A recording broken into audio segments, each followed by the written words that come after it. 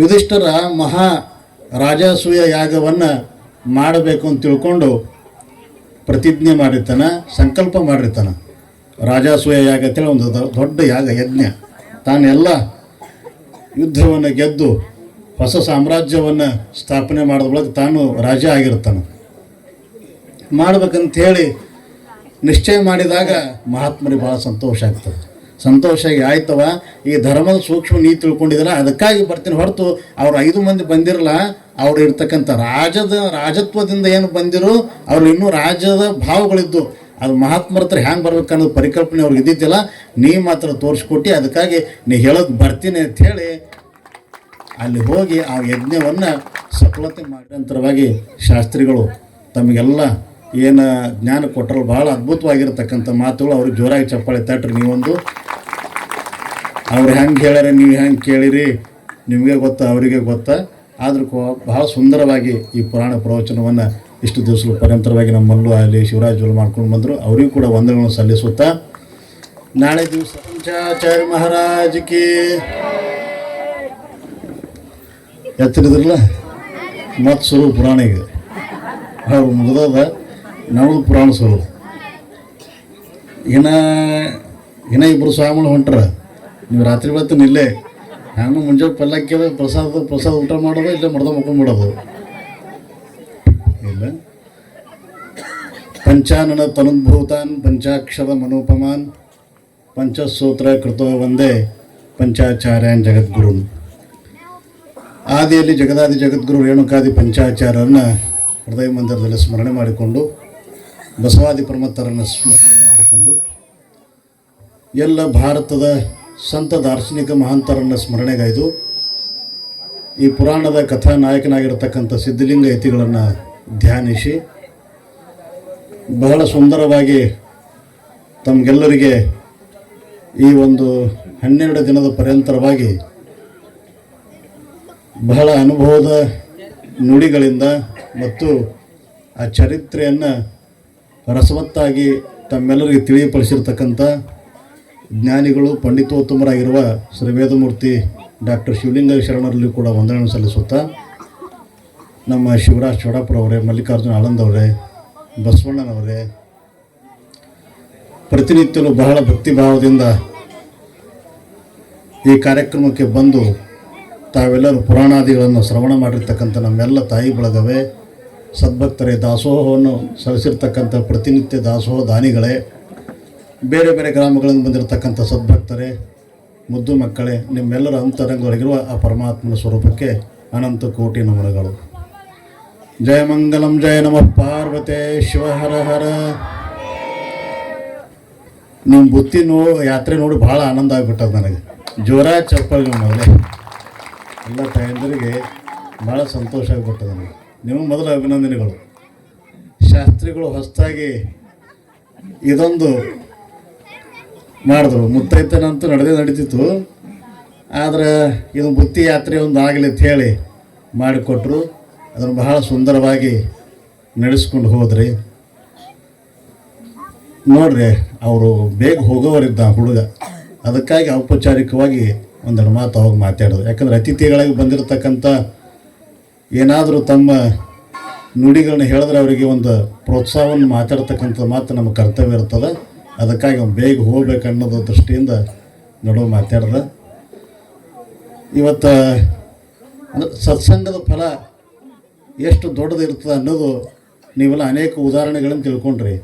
ನೋಡ್ರಿ, ಆ ರಾಮ ಮಂಗಲ ಹೆಸರು ಅವ್ರಿಗೆ ಮಗು ಆಗೈತೆ ನೋಡಿ, ಜೋರ ಚಪ್ಪಾಳೆ ತಟ್ರಿ. ಯಾಕಂದ್ರೆ ಗುರುವಿನ ಆಶೀರ್ವಾದ, ಆ ಕುಂಭವನ್ನು ಮಹಾ ಜಗದ್ಗುರು ನಮ್ಮ ಒಂದಿರ್ತಾರೆ, ನಮ್ಮ ಧರ್ಮದ ಜಗದೊಡೆಯರು ಚಕ್ರವರ್ತಿಗಳು ಬಂದಾಗ ಅಂದರೆ ಹೇಗೆ ಅದರದಲ್ಲಿ ಭಾಳ ಶಕ್ತಿ ಇರ್ತದೆ.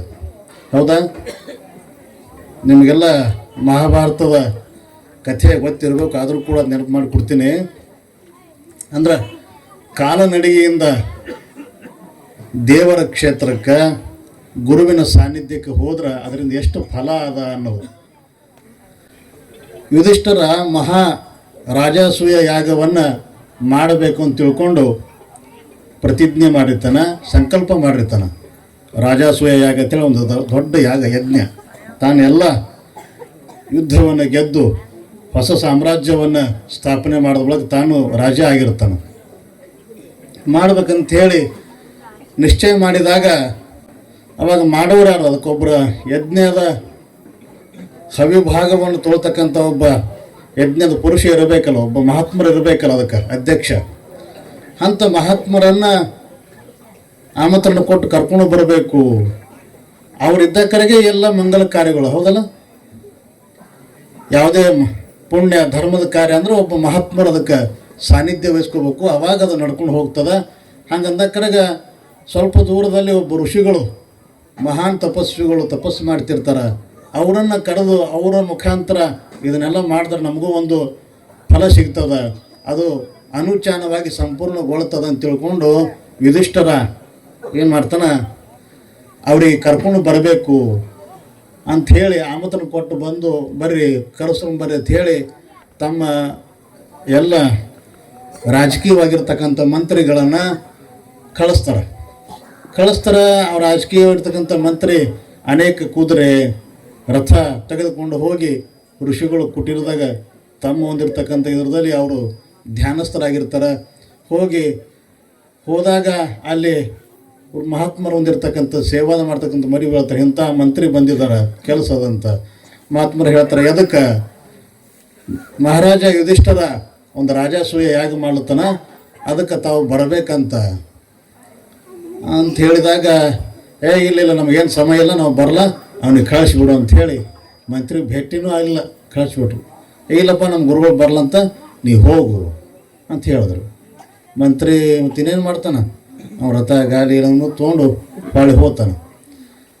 ಹೋಗಿ ಯುಧಿಷ್ಠರಿಗೆ ಹೇಳ್ತಾನೆ, ಇಲ್ರಿ ಮಹಾತ್ಮರು ಬರ್ಲಂದಾರ ತನನ ಅವ ಧರ್ಮರಾಜ ಅಂತನ, ಮತ್ತು ಹ್ಯಾಂಗೆ ನಾನೇ ಹೋಗ್ತೀನಿ ಕರ್ಲಿಕ್ಕೆ ತಿಳ್ಕೊಂಡು ತನ್ನ ರಾಜ ಟಿವಿಯಲ್ಲಿ ಯುಧಿಷ್ಠಿರ ಏನು ಮಾಡ್ತಾನೆ, ಧರ್ಮರಾಜ ಏನು ಮಾಡ್ತಾನೆ, ಆ ರಾಜ ವೇಷಭೂಷೆಗಳನ್ನು ತೊಟ್ಕೊಂಡು ಬಂಗಾರ ವಜ್ರ ತೊಟ್ಕೊಂಡು ರಥಗಳನ್ನು ತೆಗೆದುಕೊಂಡು ಅನೇಕವಾಗಿರ್ತಕ್ಕಂಥ ದಾನ ದಕ್ಷಿಣ ಇವನ್ನೆಲ್ಲ ತೆಗೆದುಕೊಂಡು ಹೋಗಿ ಹೊರಗೆ ತಗೋತಾನೆ. ಬಂದು ಕೇಳ್ಕೊತಾನೆ, ನೀವು ಬರಬೇಕು. ರಾಜ ಬಂದನಂದ್ರೆ ಸ್ವಲ್ಪ ಮಾತಾಡೋಕೆ ತಿಳ್ಕೊಂಡು ಋಷಿಗಳು ಬಂದು ಹೊರಗೆ ಬರ್ತಾರೆ. ಏನಪ್ಪ ಹಿಂಗೆ ರಾಜಸ್ವ ಹೇಗೆ ಮಾಡ್ತೇವೆ ಬುದ್ಧಿ, ತಾವೆಲ್ಲ ಬರಬೇಕು, ಮಹಾತ್ಮರು ಬಂದು ಆಶೀರ್ವಾದ ಮಾಡ್ಬೇಕಂತ ಕೇಳಿದಾಗ ಮಹಾತ್ಮರಂತಾರೆ, ನಾನು ಬರ್ಲಿ ಹೋಗು, ನೀ ಏನಕ್ಕೆ ಮಾಡು, ನಮ್ಮ ಬರ್ಲಪ್ಪ ನಮ್ಗೆ ಸಮಯ ಇಲ್ಲ ಅಂಥೇಳಿ ಹೊಳ್ಳಿ ಕಳಿಸ್ಬಿಡ್ತಾರೆ. ಮತ್ತು ಹೊಳ್ಳಿ ಕಳಿಸ್ತಾರೆ. ಧರ್ಮರಾಜ ವಿಚಿತ್ರ, ಇಂಥ ಒಂದು ಈ ದೊಡ್ಡ ರಾಜ ನಾನು ಈ ಪ್ರದೇಶಕ್ಕೆ ಇಷ್ಟೆಲ್ಲ ತೊಗೊಂಡು ಬಂದರೂ ಕೂಡ ಇವ್ರು ಬರ್ತಾ ಇಲ್ಲಲ್ಲ ಅಂತ ತಿಳ್ಕೊಂಡು ಆಯಿತು ಅಂಥೇಳಿ ಏನು ಮಾಡೋದು, ಮಹಾತ್ಮರಿ ಮತ್ತು ಎದುರು ಏನೂ ಮಾತಾಡೋಕ್ಕಾಗಲ್ಲ. ಮತ್ತು ಅವರು ಏನಾದರೂ ಶಾಪ್ ಕೊಟ್ಟರೆ ಹೆಂಗೆ, ಅವಾಗ ಯುಧಿಷ್ಠಿರ ಅಂತಾನೆ, ಯಾಕೋ ಏನೋ ಅಂತ ಹೇಳಿ ತಿಳ್ಕೊಂಡು ಹೋಗ್ತಾನೆ ಹೊಳ್ಳಿ. ಹೀಗೆ ಯುಧಿಷ್ಠಿರ ಹೋಗ್ತಾನೆ, ಭೀಮ ಹೋಗ್ತಾನೆ, ಅರ್ಜುನ್ ಹೋಗ್ತಾನೆ, ಯಾರು ಹೋದರೂ ಬರಲ್ಲ. ಇಷ್ಟೆಲ್ಲ ಹೋದ ನಂತರ ಭಾಳ ಚಿಂತಾಕ್ರಾಂತರಾಗ್ತಾರೆ ಅವರು.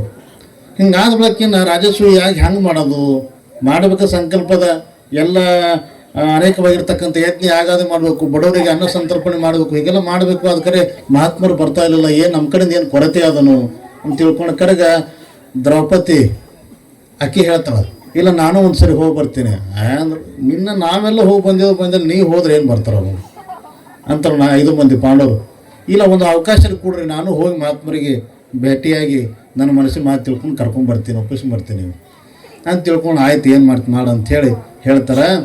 ಆವಾಗ ದ್ರೌಪದಿ ಏನು ಮಾಡ್ತಾಳೆ, ಎಲ್ಲ ತನ್ನ ಪೂಜಾ ಕೈಂಕರ್ಯಗಳು ಮುಗಿಸ್ಕೊಂಡು ಮಹಾತ್ಮರಿಗೆ ಕೊಡ್ತಕ್ಕಂಥ ಹಣ್ಣು ಹಂಪಗಳನ್ನು ತೆಗೆದುಕೊಂಡು ಅವು ಹೆಂಗೆ ಹೋಗ್ತಾಳೆ, ರಾಜ ಮರ್ಯಾದಿಂದ ಹೋಗ್ತಾಳು. ಏನು ರಥ ಗಾಡಿ 100 ಸೈನಿಕರು ತೊಗೊಂಡು ಹೋಗ್ತಾಳು? ಏನೂ ಹೋಗಲ್ಲ. ಒಬ್ಬಕ್ಕೆ ತನ್ನ ಸೇವಕರನ್ನು ಕರ್ಕೊಂಡು ನಡೆದುಕೊಂಡು ಆ ಮಹಾತ್ಮರು ಇರ್ತಕ್ಕಂಥ ಆ ಕಾಡಿನ ಇರ್ತಕ್ಕಂಥ ಋಷಿ ಕೊಟ್ಟಿರ್ತಕ್ಕ ನಡ್ಕೊಂಡು ಹೋಗಿ ದರ್ಶನಕ್ಕೆ ಬಂದಿನ ಹೇಳ ಸೇವಾ ಮರಿ ಹೇಳಿ ಕಳಿಸ್ತಾರೆ. ಹೋಗಿ ಹಿಂಗೆ ಮಹಾರಾಣಿ ಬಂದಾಳ್ರಿ, ನಿಮ್ಮ ದರ್ಶನಕ್ಕೆ ಬಂದಾಳ ಅಂದ ಕರ್ಗ ಮಹಾತ್ಮರ ಹತ್ರ ಮತ್ತು ಎಲ್ಲ ಹೇಳಿ ಕಳಿಸಿರಪ್ಪ, ನಾವು ಬರಲ್ಲ, ಮತ್ತಾಕೆ ಬಂದಾಳ, ಅವರು ಪತಿದವ್ರು ಹೋಗಿ ಹೇಳಿರ್ಬೇಕಲ್ಲ. ಇಲ್ಲ ಆದರೂ ಕೂಡ ತಮ್ಮ ದರ್ಶನ ತೊಗೋತಾರತ್ತ, ತಾವು ದರ್ಶನ ಕೊಡ್ರಿ ಆಯ್ತು ಅಂತೇಳಿ ಮಹಾತ್ಮರು ಬರ್ತಾರೆ. ಬಂದಾಕಿ ದರ್ಶನ ತೊಗೋತಾಳೆ. ಮತ್ತು ಆಕಿ ಅದೇ ಮಾತು ಹೇಳ್ತಾಳೆ, ಇಲ್ಲ ಹಿಂಗೆ ನಾವು ರಾಜೇಶ್ವರಿ ಯಾಕೆ ಮಾಡ್ತಾಯಿದ್ದು, ತಾವು ಬಂದು ಸಾನ್ನಿಧ್ಯ ವಹಿಸಿ ನಮ್ಮನ್ನು ಅನುಗ್ರಹ ಮಾಡಿರಿ, ಇಲ್ಲ ಬರಲಿ ನಾವು ಹೇಳಿದೆವಲ್ಲ ಅಂಥೇಳಿ. ಆದ್ರೂ ನೀವು ಹೇಳಿರಪ್ಪ, ಆದರೂ ಕೂಡ ನೀವು ಬರಬೇಕಾಗ್ತದ. ನಾವು ಬರಲ್ಲ, ನೀವು ಬರಬೇಕಾದತ್ ಹೇಳ್ತಲ್ಲ, ಯಾಕೆ ಬರಬೇಕು ಯಾಕಂತ ಕೇಳಿದ್ರೆ ನೀವೇ ಹೇಳ್ತೀರಿ ಶಾಸ್ತ್ರದಲ್ಲಿ ಪುರಾಣದಲ್ಲಿ, ಯಾರು ಬರಿಗಾಲಲ್ಲಿ ಮಹಾತ್ಮರ ಸಾನ್ನಿಧ್ಯಕ್ಕೆ ದೇವ್ರ ಗುಡಿಗೆ ಬಂದ್ರೆ ಪ್ರಸನ್ನರಾಗ್ತಾರಂತ. ಹಂಗೆ ನಾವು ಬರಿಗಾಲ ನಿಮ್ಮ ದರ್ಶನಕ್ಕೆ ಬಂದೀನಿ, ನೀವು ನಮ್ಮ ಉದ್ಧಾರ ಮಾಡಿರಿ, ನೀವು ಬರ್ರಿ ಅಂಥೇಳಿ ನಾನು ಒಂದು ಹೆಜ್ಜೆ ಹೋದರೆ 100 ಯಜ್ಞದ ಫಲ ಮಾಡ್ದಂಗೆ ಆಯ್ತು. 100 ಯಜ್ಞ ಮಾಡಿರ್ತಕ್ಕಂಥ ಫಲ ಸಿಗ್ತತ್ತು. ಬರಿಗಾಲಿಗೆ ಒಂದು ಹೆಜ್ಜೆ ಇಟ್ಟು ಬಂದರೆ ಭಗವಂತನಡಿಗೆ ಹೋದ್ರೆ ಅಟ್ಟು ಸಿಗ್ತತ್ತು. ಮತ್ತು ನಾನು ಸಾವಿರಾರು ಹೆಜ್ಜೆಯಿಂದ ಬಂದು ನಿಮ್ಮ ದರ್ಶನ ಮಾಡೀನಿ. ನಾ ಯಜ್ಞವನ್ನು ಸಫಲತೆಯಿಂದ ಮಾಡಬೇಕು, ಅದಕ್ಕಾಗಿ ನೀವು ಬಂದು ಅನುಗ್ರಹ ಮಾಡಿರಿ ತಂದ ಕರಗ ಮಹಾತ್ಮರಿಗೆ ಭಾಳ ಸಂತೋಷ ಆಗ್ತದೆ.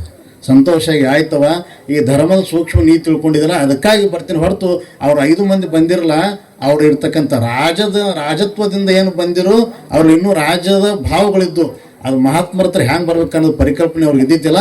ನೀ ಮಾತ್ರ ತೋರಿಸ್ಕೊಟ್ಟು, ಅದಕ್ಕಾಗಿ ನೀ ಹೇಳೋದು ಬರ್ತೀನಿ ಅಂಥೇಳಿ ಅಲ್ಲಿ ಹೋಗಿ ಆ ಯಜ್ಞವನ್ನು ಸಫಲತೆ ಮಾಡಿಕೊಂಡ್ರು. ಹಂಗೆ ಸತ್ಸಂಗದ ಫಲ ಗುರುವಿನ ದರ್ಶನಕ್ಕೆ ಹೆಂಗೆ ಬಂದಾಕರಗ ಅದು ಫಲ ಒಂದಿಲ್ಲ ಒಂದು ರೂಪದಲ್ಲಿ ಅವ್ರಿಗೆ ಕೊಡ್ತಾರೆ ಅನ್ನಕ್ಕೆ. ಆ ರಾಮ ಹಂಗೆ ಇರ್ತಕ್ಕಂಥ ಅವ್ರ ಪರಿವಾರವೇ ಶ್ರೇಷ್ಠಿ, ಅವ್ರದ್ದು ಇರ್ತಕ್ಕಂಥ ಗುರುಭಕ್ತಿ ಶ್ರೇಷ್ಠಿ. ನಾವು ಕೊಡ್ತೀವಂತಲ್ಲ, ಅವ್ರು ಗುರುಭಕ್ತಿ ಮಾಡಿರ್ತಕ್ಕಂಥ ಸತ್ಸಂಗದ ಫಲ ಆ ಪರಮಾತ್ಮ ಯಾವುದೋ ರೂಪದಲ್ಲಿ ಕೊಟ್ಟದನ ಅವರಿಗೆ ಒಳ್ಳೆಯದಲ್ಲಿ. ಹಂಗೆ ಇವತ್ತು ಸಿದ್ಧಲಿಂಗ ಯತಿಗಳು ತಮ್ಮ ದೇಹವನ್ನು ತ್ಯಾಗ ಮಾಡ್ತಾರೆ. ಈ ಪ್ರಪಂಚದ ಈ ಸತ್ಯ ಇದು ಸಂಸಾರ, ಈ ಪ್ರಪಂಚ ಇರ್ತಕ್ಕಂಥ ವೃಕ್ಷದಲ್ಲಿ ಅಮೃತ ಮತ್ತು ವಿಷ ಎರಡೂ ಫಲ ಇರ್ತವೆ.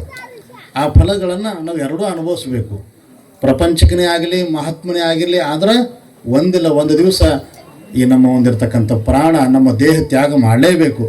ಎಂಥ ಶಿವಯೋಗಿ ಅಂಥ ಮಹಾತ್ಮನ ಅಂತಕ್ಕಂಥ ಎಲ್ಲರೂ ಆಗಿ ಹೋಗ್ಯಾರ. ಆದರೂ ಕೂಡ ಸಾವು ಅನ್ನೋದು ಯಾರಿಗೆ ಬಿಟ್ಟಿಲ್ಲ. ಸಾವು ಅನ್ನೋದು ಯಾರಿಗೆ ಬಿಟ್ಟಿಲ್ಲ. ವಿದ್ಯಾ, ಕರ್ಮ, ವಿತ್ತ ಮತ್ತು ಮರಣ, ಜ್ಞಾನ, ಇವು 5 ಗರ್ಭಸ್ಥೈವ ಜಾಯಿನಃ. ಹೊಟ್ಟೆಯಲ್ಲಿ ಹುಟ್ಟಿ ಬಂದಿರತಕ್ಕಂಥ ಪ್ರತಿಯೊಬ್ಬ ಮನುಷ್ಯನಿಗೆ ಜೀವಿಗೆ ಇವು 5 ಬರದೇ ಕಳಿಸಿರ್ತಾನೆ ಪರಮಾತ್ಮ. ಪಂಚೈತಾನಿ ಗರ್ಭಸ್ಥೈವ ಜಾಯಿನಃ. ಇವು 5 ಅವ ಎಷ್ಟು ವಿದ್ಯೆ ಕಲಿತಾನೆ, ಯಾವುದು ವೃತ್ತಿ ಮಾಡ್ತಾನೆ, ಅವನ ಆಯುಷ್ಯ ಎಷ್ಟಿರ್ತದೆ, ಮತ್ತು ಅವ ಹೆಂಗೆ ಸಾಯ್ತಾನೆ, ಎಲ್ಲಿ ಸಾಯ್ತಾನೆ, ಇವು 5 ಎಲ್ಲ ಬರದೇ ಕೊಟ್ಟು ಕಳಿಸಿಬಿಟ್ಟಿರ್ತಾನೆ. ಅದಕ್ಕೆ ಹೊರತಾಗಿ ಅವ ಒಂದು ದಿವಸನೂ ಕೂಡ ಇರೋಕ್ಕಾಗೋದಿಲ್ಲ. ಆ ಸಾವು ಬಂದ ತಕ್ಷಣ ಹೋಗಬೇಕು ಅಂತ ಅದು ಹೇಳಿದ್ರೆ ಶಾಸ್ತ್ರಿಗಳು. ಬಾರದು ಬಪ್ಪದು ನಿಮ್ಮ ಅಪ್ಪನಿಗೂ ತಪ್ಪದು. ಬಾರದು ಬಪ್ಪದು ನಿಮ್ಮ ಅಪ್ಪನಿಗೂ ತಪ್ಪದು.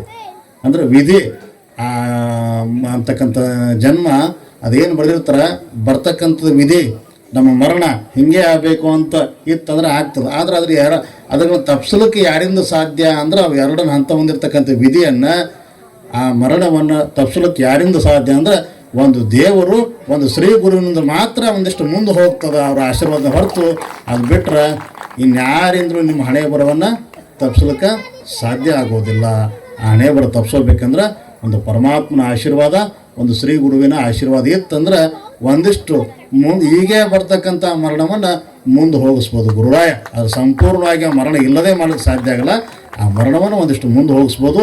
ಅವನ ಹಣೆ ಬರೋದನ್ನು ಇರಲಾರ್ದನ್ನು ಅವನು ಕೊಡಲಿಕ್ಕೆ ಅವ ಸಮರ್ಥನಾಗಿರ್ತಾನೆ. ಆದ್ದರಿಂದಲೇ ಶ್ರೀ ಗುರುವನ್ನು ಪರಮಾತ್ಮನ ಸ್ಮರಣೆ ಮಾಡಬೇಕಂತ ಹೇಳ್ಕೊಂಡು ಬಂದರು. ಹಂಗೆ ಇಷ್ಟು ದಿವಸಗಳ ಪರ್ಯಂತರವಾಗಿ ಶಾಸ್ತ್ರಿಗಳು ತಮಗೆಲ್ಲ ಏನು ಜ್ಞಾನ ಕೊಟ್ಟರು, ಭಾಳ ಅದ್ಭುತವಾಗಿರ್ತಕ್ಕಂಥ ಮಾತುಗಳು. ಅವ್ರಿಗೆ ಜೋರಾಗಿ ಚಪ್ಪಾಳೆ ತಟ್ರಿ ನೀವೊಂದು. ಅವ್ರು ಹೆಂಗೆ ಹೇಳ್ಯಾರ, ನೀವು ಹೆಂಗೆ ಕೇಳಿರಿ, ನಿಮಗೆ ಗೊತ್ತಾ ಅವರಿಗೆ ಗೊತ್ತಾ. ಆದರೂ ಬಹಳ ಸುಂದರವಾಗಿ ಈ ಪುರಾಣ ಪ್ರವಚನವನ್ನು ಇಷ್ಟು ದಿವಸಗಳ ಪರ್ಯಂತರವಾಗಿ ನಮ್ಮಲ್ಲೂ ಅಲ್ಲಿ ಶಿವರಾಜ್ ಮಾಡ್ಕೊಂಡು ಬಂದರು. ಅವರಿಗೂ ಕೂಡ ವಂದನೆಗಳನ್ನು ಸಲ್ಲಿಸುತ್ತಾ, ನಾಳೆ ದಿವಸ ಯಥಾ ಪ್ರಕಾರ ಕರ್ತೃ ಶಿವಲಿಂಗಕ್ಕೆ ರುದ್ರಾಭಿಷೇಕ ಆಗ್ತದೆ. ಆ ರುದ್ರಾಭಿಷೇಕ ನೀವು ಯಾರು ಭಾಗಿಯಾಗ್ತೀರಿ 6 ಗಂಟೆಗೆ ಶುಚಿರ್ಭೂತರಾಗಿ ನಿಮ್ಮ ಮನೆ ಒಳಗೆ ಇರ್ತಕ್ಕಂಥ ಹಾಲು, ಮೊಸರು, ತುಪ್ಪ ಏನದೇನು ಸಿಗ್ತದೆ, ಪೂಜೆಗೆ ಹೂವು, ಅದಕ್ಕೂ ಒಂದು ನಾವು ಇಡಬೇಕಂದಿದ್ದು ಸಮಯ ಇಲ್ಲ. ಯಾರು ದೀಕ್ಷಾ ತಗೊಳ್ಳೋ ಭಾಳ ಆದ್ರೆ ಅದ್ರ ಮುಖಾಂತರ ಅವರಿಗೆಲ್ಲ ಕುಂಡ್ರಿಸಿ ನಾವು ಅಭಿಷೇಕ ಮಾಡಿಸ್ಬೇಕಂತ ನಿರ್ಣಯ ಮಾಡಿದ್ದು. ಅದು ದೀಕ್ಷಾದವರು ಯಾರೂ ಇಲ್ಲ, ಒಬ್ಬರೇ ಅದರ ಅವ್ರಿಗೆ ದೀಕ್ಷೆ ಅದ್ರ ಜೊತೆ ಮಾಡ್ತೇವೆ. ಪೂಜೆಯಲ್ಲಿ ಭಾಗಿಯಾಗೋರು ರುದಂ ದ್ರಾವಯತಿ ಇತಿ ರುದ್ರ. ಪರಮಾತ್ಮನ ಜಲಾಭಿಷೇಕೋ ಪ್ರಿಯ ಶಿವ, ಅಭಿಷೇಕ ಪ್ರಿಯ. ಅವ ಪರಮಾತ್ಮ ಹೆಂಗಂದ್ರೆ ಅಭಿಷೇಕ ಪ್ರಿಯ ಆಗಿದಾನ. ಅದಕ್ಕಾಗಿ ನೀವೆಲ್ಲರೂ ಯಾರದೊಳಗೆ ಭಾಗವಹಿಸ್ತಕ್ಕಂಥ ಇಚ್ಛೆ ಉಳ್ಳವ್ರು ಬೆಳಗ್ಗೆ 6-7 ಗಂಟೆಗೆ ಆದಷ್ಟು ಬೇಗ 6 ಗಂಟೆಗೆ ನೀವೆಲ್ಲ ತೆಗೆದುಕೊಂಡು ಬಂದ್ರಂದ್ರೆ ನಿಮ್ಮ ಹೆಸರಲ್ಲಿ ಸಂಕಲ್ಪ ಮಾಡಿ ಅಭಿಷೇಕಕ್ಕೆ ಕುಂಡ್ರಿಸ್ತೇವೆ. ಅಭಿಷೇಕ ಆದ ನಂತರ ನಿಮ್ಗೆ ಇಲ್ಲೇ ಪ್ರಸಾದ ವ್ಯವಸ್ಥೆ ಇರ್ತದೆ. ಮತ್ತು ಯಥಾ ಪ್ರಕಾರ ಪಲ್ಲಕ್ಕಿ ಹೋಗ್ತದೆ ಊರಾಗ.